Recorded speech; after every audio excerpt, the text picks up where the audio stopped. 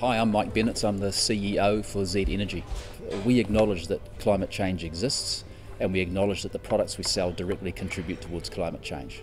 So that gets us off the sidelines in this debate and right into the middle of actually what needs to happen.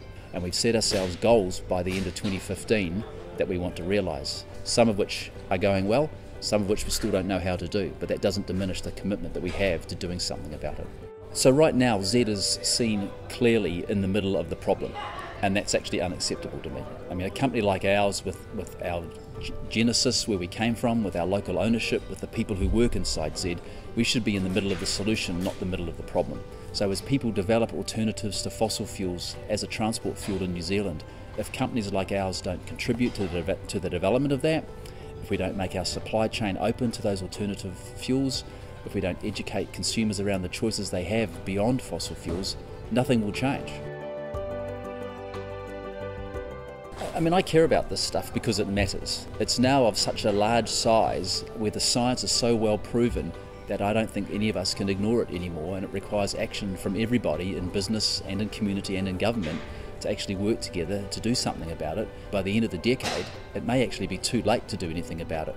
So this isn't something that we can kick into the future anymore. It requires some action in the next 7 years to cause the difference that's needed to take us off the path that may be the path we can't get off if we don't do anything about it.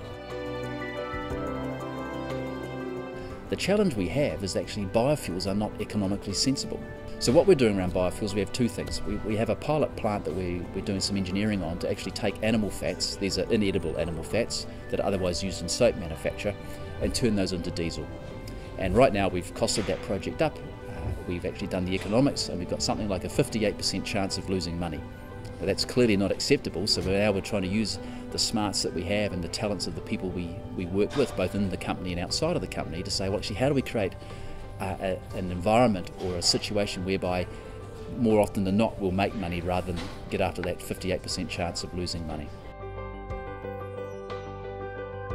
The message I would like New Zealanders to take on, of any generation, of any part of society, whether in business or personally, is that actually all of us can make a difference in this respect. So if we all say, what are the pieces that we can play in that, if we can all get closer to carbon zero, that's got to be actually a good thing. It comes down to two simple things. Consumers have much more choice than they think they do, so I'd like them to exercise that choice. And I think companies need to own up and stand up for the responsibility that they have. They can actually contribute to much more of a profound difference in this area than they really think that they can.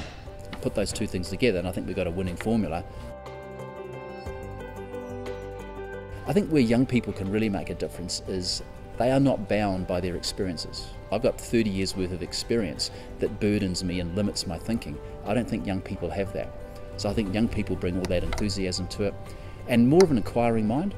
And frankly, I think younger people care more about this because, frankly, you're going to face up to it a lot longer than I will. I'll be gone one of these days. You should hopefully be here a lot longer than I am, so you may see some of the consequences of this much more than myself.